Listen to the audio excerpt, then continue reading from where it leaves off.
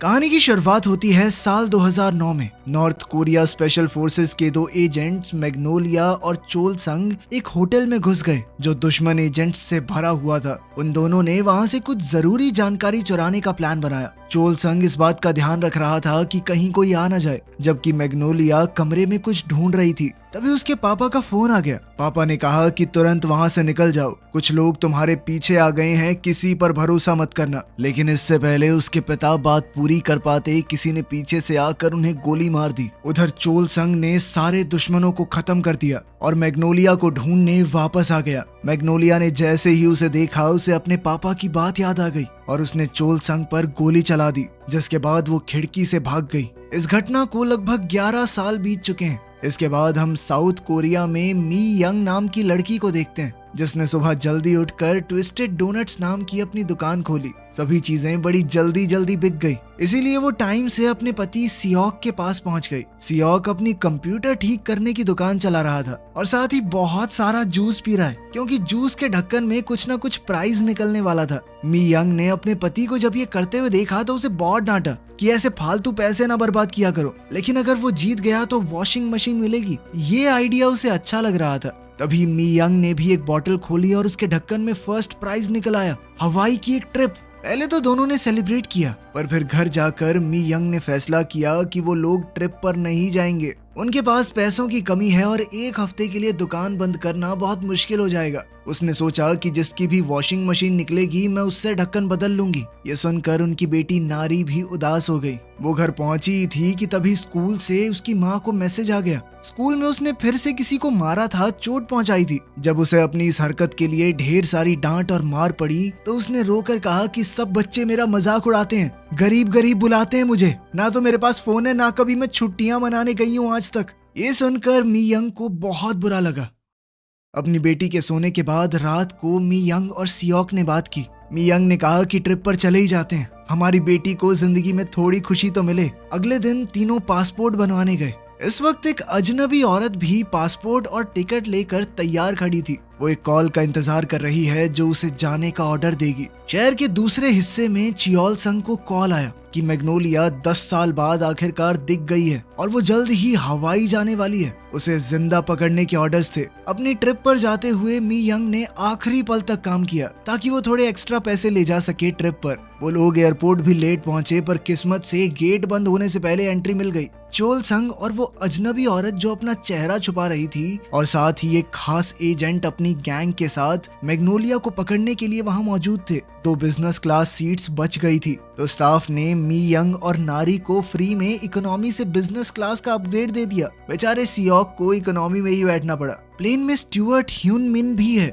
जिसे लगता था कि सब पर नजर रखना और सबकी सुरक्षा का ध्यान रखना उसका काम है, उसकी ड्यूटी है। जैक नाम का एक पॉलिटिशियन भी वहाँ मौजूद है। वहाँ एक आदमी था जिसे टेक ऑफ से बहुत ज्यादा डर लगता था। वो नींद की दवाइयाँ लेकर बेहोश ही हो गया। प्लेन के उड़ते ही दुश्मन एजेंट्स मैग्नोलिया को ढूंढने निकल पड़े। उस अजनबी औरत ने ये देख लिया और बाथरूम में छुप गई। तभी ह्यून मिन स्नैक्स लेकर मी यंग के पास आई, लेकिन उससे कुछ ड्राई फ्रूट्स गिर गए। लेकिन मी यंग ने बड़ी तेजी से सब कुछ पकड़ लिया नीचे गिरने से पहले। ये देखकर ह्यून मिन को लगने लगा कि ये औरत तो कोई जासूस है या फिर कोई सीक्रेट एजेंट। सियोन ने जॉन नाम के अपने साथी पैसेंजर से दोस्ती कर ली, जो कि अपनी बेटी और पोती से मिलने जा रहा था। वो अपने साथ एक टेडी बियर भी लाया था उन्हें देने के लिए। कुछ देर बाद मी यंग को पेट में दर्द होने लगा और वो बाथरूम ढूंढने चली गई। इस दौरान उसने अपने पति से कहा कि हमारी बेटी का ध्यान रखो। पहले वॉशरूम में तो वो अनजान औरत घुसी हुई थी, तो मी यंग प्लेन का दूसरा वॉशरूम ढूंढने लगी। इसी दौरान उसका सामना स्पेशल एजेंट से हो गया, जो ऐसे एक्टिंग करने लगी कि हम भी टॉयलेट की लाइन में लगे हैं। वहीं हारिम नाम का एक एजेंट चियोल संग के पास गया, ये बताने के लिए कि मैग्नोलिया नहीं मिली, पर अभी तक उन्होंने बिजनेस क्लास को चेक नहीं किया है, क्योंकि वहां जाना अलाउड नहीं है ना। चियोल संग ने फैसला किया कि अब और इंतजार नहीं करना चाहिए और उन्हें जल्द से जल्द ऑपरेशन शुरू करना होगा। ह्यून मिन ने ये बात सुन ली और अपनी साथी एयर होस्टेस को बताने गया कि कुछ गड़बड़ होने वाली है प्लेन में, लेकिन एयर होस्टेस ने उसकी बात नहीं सुनी, क्योंकि वो हमेशा ही ऐसे करता रहता है। उसे ऐसा लगता है कि हर एक बंदा एक जासूस है। तभी कुछ लोगों ने प्लेन को हाईजैक कर लिया। च्योल संग ने एयर होस्टेस को बंदी बना लिया और फिर कैप्टन के पास गया ताकि प्लेन की दिशा को बदला जा सके। बाहर च्योल संग के आदमी सभी पैसेंजर्स को एक जगह इकट्ठा कर रहे थे। गैंग के सबसे ढीले ढाले आदमी को बाथरूम चेक करने का काम मिला, लेकिन उसने मी यंग को अंदर ही छोड़ दिया क्योंकि जब उसने दरवाजा खटखटाया तो किसी ने खोला नहीं। वो इतना आलसी आदमी है कि कौन इंतजार करे। फिर वो प्लेन के आखिर में एक कमरे की चेकिंग करने गया, लेकिन अचानक प्लेन को झटका लगा जिससे दरवाजा बंद हो गया और कार्ड दरवाजे के आगे आ गए जिससे वो आदमी वहीं बंद हो गया। दूसरी तरफ उस पॉलिटिशियन जैक को लग रहा था कि ये हाईजैक उसके चक्कर में हुआ है, लेकिन एजेंट्स ने उससे कुछ बातचीत तक नहीं की और चुपचाप बाकी लोगों के बीच में बैठा दिया। जल्द ही South Korean National Security Agency को हाईजैक की खबर मिल गई, लेकिन वो बेफिक्र हैं क्योंकि प्लेन में उनका एक एजेंट है। लेकिन उनका जो सीक्रेट एजेंट प्लेन में था ये वही आदमी है जो टेक ऑफ से बहुत ज्यादा डर रहा था और भाई अब नींद की गोलियां खा के पूरी तरह बेहोश पड़ा है। वो तो हिलाने पर भी नहीं उठ रहा था। हाईजैकर्स ने उसे भी घसीट कर बाकी पैसेंजर्स के साथ बैठा दिया जैसे वो कोई गुड़िया हो। च्योल संग ने लोगों के बीच में उस अनजान औरत को देखा तो उसे कहा कि अपने चेहरे से नकाब हटाओ, लेकिन वो औरत भी मैग्नोलिया नहीं निकली। दरअसल ये औरत एक फेमस एक्ट्रेस है जो बिना किसी का ध्यान खींचे ट्रैवल करना चाहती थी। अब तक नेशनल सिक्योरिटी एजेंसी ने हिसाब लगा लिया था कि हाईजैक का असली कारण मैग्नोलिया ही है। मैग्नोलिया नॉर्थ कोरिया से भागकर साउथ में आ गई थी। वो अब एक चाइनीज औरत का भेष बनाकर वहाँ रह रही थी। तब से उनकी नजर है उसके ऊपर, लेकिन उन्हें ये नहीं पता था कि मैग्नोलिया ने प्लास्टिक सर्जरी भी करवा ली है। और गजब बात तो ये है कि मैग्नोलिया का नया नाम मी यंग है। तभी एक एजेंट ने बाथरूम में मी यंग की आवाज सुन ली और उसे पकड़ने की कोशिश की, लेकिन इस खतरनाक सिचुएशन में मी यंग की ट्रेनिंग जाग गई। उसने फटाक से उस एजेंट को गिराकर बेहोश कर दिया। च्योल संग ने स्पीकर पर अनाउंसमेंट की कि मैग्नोलिया जहां भी हो सबके सामने आ जाए। जैसे ही मी यंग ने आवाज सुनी तो उसे अपनी पुरानी कहानी याद आ गई। पिछले 10 सालों में कैसे उसने अपनी जिंदगी को बदला है, कैसे वो भागी, कैसे एक नई जिंदगी की शुरुआत की, कैसे परिवार बनाया। वो अपने परिवार को किसी भी हाल में खोना नहीं चाहती, तो उसने फैसला किया कि वो लड़ेगी। वो अभी प्लान बना ही रही थी कि कैसे एंट्री मारनी है कि तभी सियोक भी नारी को अपने साथ बैठे पैसेंजर जॉन के हवाले करके वहाँ से निकल गया। उसे अपनी पत्नी की चिंता हो रही थी। वहीं एजेंट सबका फोन छीन रहे थे। तभी सियोक को एक लैपटॉप पड़ा मिला। उसने वो उठाया और उसे लेकर नीचे सर्वर रूम में चला गया। वहाँ उसने कंप्यूटर को सिस्टम से कनेक्ट किया और प्लेन को कंट्रोल करने के लिए सिस्टम हैक करने लगा। उधर एक आदमी ह्यून मिन को स्टूअर्ड एरिया में ले गया और उसे जल्दी से पैसेंजर लिस्ट दिखाने को कहा। तभी ह्यून मिन ने देखा कि मी यंग ऊपर छत पे छुपी हुई है, तो उसने जानबूझकर लिस्ट ढूंढने में ज्यादा टाइम लगाया ताकि मी यंग को हमला करने का मौका मिल जाए। अचानक मी यंग एक एजेंट पर कूद पड़ी और उसे बेहोश कर दिया। फिर उसने एक एयर होस्टेस की ड्रेस पहनी और ह्यून मिन की स्मार्ट वॉच ले ली। मी यंग अब प्लेन के इकोनॉमी सेक्शन में पहुंची जो कि पूरी तरह खाली है। वहाँ सिर्फ एक एजेंट था जिसे खत्म करना उसके लिए बड़ी बात नहीं थी। मौका देखकर बड़ी चालाकी से मी यंग ने उसकी बंदूक छीन ली। फिर उससे लड़ते हुए कोल्ड ड्रिंक के कैन को लात मार के उसके गोटे फोड़े और आखिर में दूसरा कैन सर पे मार के उसे बेहोश कर दिया। अब मी यंग उस सेक्शन में पहुंची जहां सभी पैसेंजर्स थे। उसकी बेटी भी उसी जगह पर है, इसीलिए उससे अपना चेहरा छुपाने के लिए उसने एक आदमी का सनवाइजर लिया और अपने चेहरे पर रख लिया। फिर उसने बड़ी सफाई से वहां मौजूद गार्ड को पीट दिया। ह्यून मिन सर्वर रूम में पहुंच गया और उसने देखा कि Seok Hwan national security service को इस सब के बारे में मैसेज भेज रहा है। ह्यून मिन को लगा कि ये आदमी भी उन्हीं गुंडों में से एक है और उसने पीछे से सियोक को पकड़ने की कोशिश की, पर तभी पता चला कि सियोक भी एक सीक्रेट एजेंट है। इसीलिए उसने बड़ी आसानी से ह्यून मिन का अटैक रोक दिया। वो इस वक्त गुस्सा था क्योंकि ऊपर वाले ऑफिसर्स नहीं चाहते कि वो इस काम में पड़े, क्योंकि अब वो रिटायर हो चुका है। तब ह्यून मिन ने कहा कि आप चिंता मत करो, हमारी तरफ से भी एक एजेंट लड़ रही है। और उसने अपना फोन निकालकर अपनी स्मार्ट वॉच को फोन किया। इस सब में ह्यून मिन को बहुत मजा आ रहा था। वो जासूसों का बहुत बड़ा फैन था। उसकी ऐप में उसने सेटिंग छेड़ रखी थी जिस वजह से आवाज बदल गई। इससे सियोक और मी यंग एक दूसरे को पहचान नहीं पाए जब वो फोन पर बात कर रहे थे।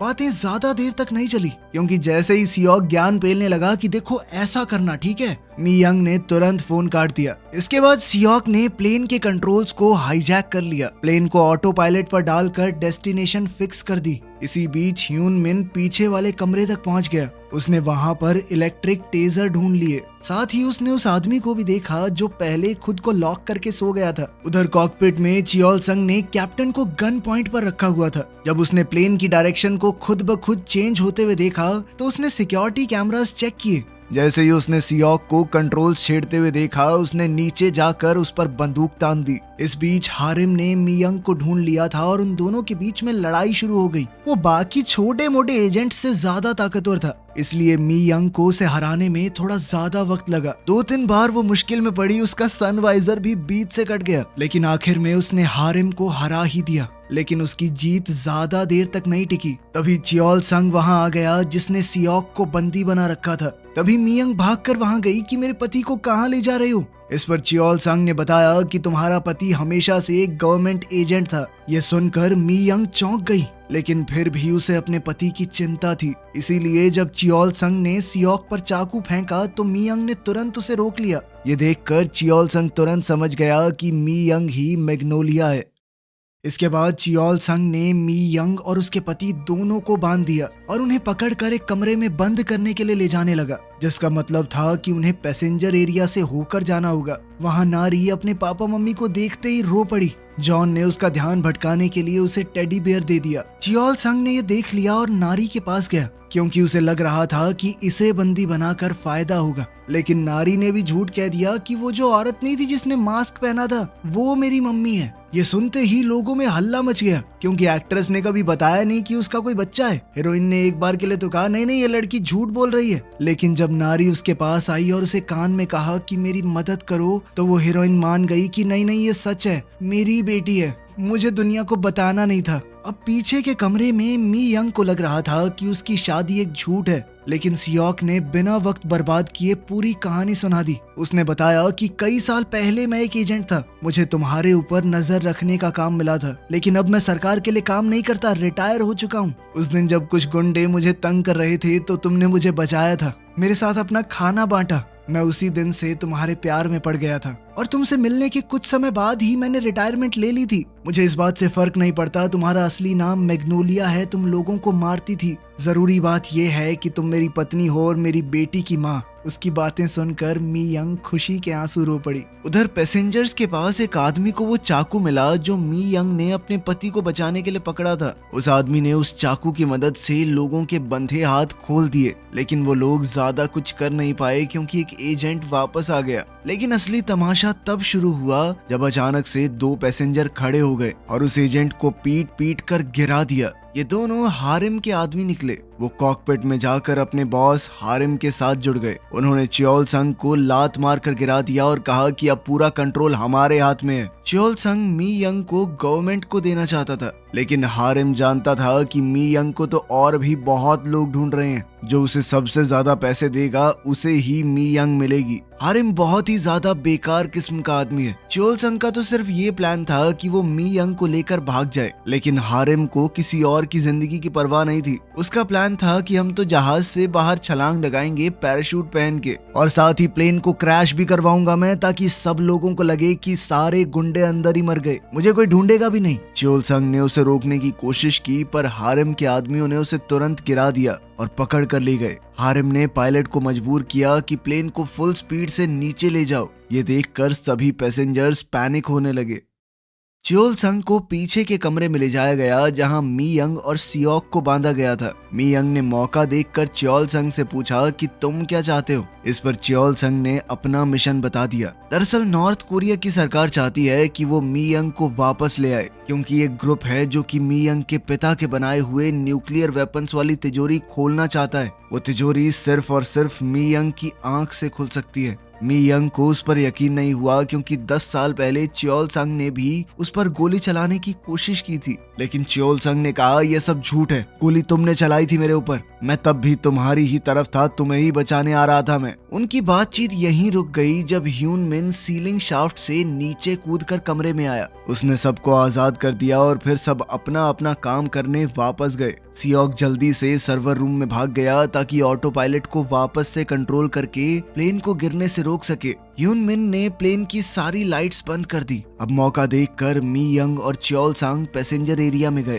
ताकि हारेम के लोगों से लड़ सके। जल्द ही उनके बीच जबरदस्त लड़ाई छिड़ गई। कभी एक जीतने लगता तो कभी दूसरा। जब भी वो गुंडे जीतने लगते तो पैसेंजर्स मी यंग और च्योल सांग की मदद कर देते। किसी ने उन्हें बॉटल से मारा, किसी ने सीट का हिस्सा उठाकर। सब लोगों की मदद से मी यंग और च्योल सांग ने हारेम के आदमियों को हरा दिया और जल्द ही हारेम को भी पकड़ लिया। लेकिन परेशानी अभी खत्म नहीं हुई थी। सियोक के साथ बैठा वो पैसेंजर जॉन, जिसने नारी को टेडी बियर दिया था, उसने अचानक से नारी को बंदी बना लिया और अगले ही पल च्योल सांग को गोली मार दी। अब उसने बताया कि वही वो आदमी है जिसने मी यंग के पिता को मारा था और अगर मी यंग उसके साथ नहीं आई तो वो नारी को भी मार देगा। सियोक ने मौका देखकर टेजर से जॉन को मारने की कोशिश की, लेकिन टेजर ने काम नहीं किया, जिसके बाद जॉन ने उसे भी गोली मार दी। इसके बाद जॉन ने बताया कि इस टेडी बियर के अंदर बम है। अगर किसी ने चालाकी करने की कोशिश की ना, एक बटन दबाऊंगा, लड़की भी उड़ेगी और हम सब भी। मी यंग के पास अब कोई रास्ता तो बचा नहीं था, इसीलिए उसने जॉन की बात मान ली।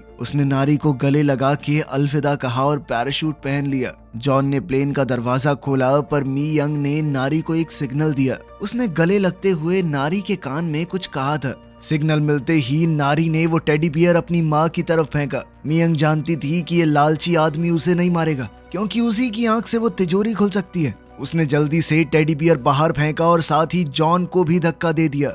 वो टेडी बियर हवा में फटा और जॉन उसके ब्लास्ट का शिकार हो गया। इधर सियोक भी जिंदा था क्योंकि उसने बुलेट प्रूफ जैकेट पहनी हुई थी, जो कि च्योल सांग ने उन्हें प्लान शुरू करने से पहले दी थी। अब उनका परिवार एक बार फिर से मिल गया। च्योल सांग ने पैराशूट उठाकर कहा कि तुम लोग ऐसे ही खुश रहना। फिर वो प्लेन से कूद गया ताकि गवर्नमेंट उसे लैंड होने पर पकड़ न ले। सारे दुश्मन एजेंट्स को सीट्स पर बांध दिया गया। नेशनल सिक्योरिटी एजेंसी को मैसेज भेजा गया कि सब कुछ ठीक है। पायलट को ऑर्डर्स दिए गए कि प्लेन को साउथ कोरिया वापस ले आओ ताकि इस पूरे केस की छानबीन की जा सके। लेकिन सियोक अपनी बेटी की छुट्टियां खराब नहीं करने वाला था। उसने कहा कि हमने पैसे दिए ना, एक बार हमें छोड़ दो, उसके बाद प्लेन को लेके जितनी छानबीन करनी है कर लेना। इस पर जैक नाम के उस पॉलिटिशियन ने अपनी नेतागिरी शुरू कर दी। उसने कहा कि ऐसे नहीं चलेगा, जैसा सिक्योरिटी एजेंसी कह रही है वैसा ही होगा। लेकिन तभी ह्यून मिन को नीचे पड़ा हुआ वो टेजर मिला। ह्यून मिन के दिमाग में पता नहीं क्या आया और उसने नेताजी को बेहोश कर दिया। अब प्लेन पर मौजूद उस हीरोइन ने भी सबको याद दिलाया कि अगर मी यंग नहीं होती तो सब लोग मारे जाते। कैप्टन ने भी उनकी बात मान ली और मी यंग की इच्छा पूरी करने के लिए प्लेन को हवाई की तरफ मोड़ दिया। गवर्नमेंट को कह दिया गया कि हवाई पास है, हमारे पास फ्यूल थोड़ा कम है। हवाई पहुंचने के बाद परिवार बीच पर मजे करने लगा। सियोक ने मी यंग को एक अंगूठी दी ताकि वो दोबारा शादी कर सकें। उसने ये भी बताया कि वो पिछले 10 साल से पैसे जोड़ रहा है और जो मैं वो लॉटरी वाला ढक्कन लेके आया था ना, वो मैंने ही नकली बनाया था ताकि हम घूमने आ जाएं। ये सुनते ही मी यंग गुस्से में उसके पीछे दौड़ी कि इतने पैसे खर्च क्यों कर दिए कुत्ते। जबकि नारी आराम से बीच पर धूप सेक रही थी। प्लेन में अब सिर्फ एक आदमी बचा था। ये वही था जो पहले गोलियां खाकर सो गया था। भाई अब जागा और उसने अपने फोन में देखा कि 100 से ज्यादा मिस कॉल्स थी। वीडियो पसंद आई तो लाइक कर देना, चैनल को सब्सक्राइब कर लेना। मिलते हैं अगली वीडियो में।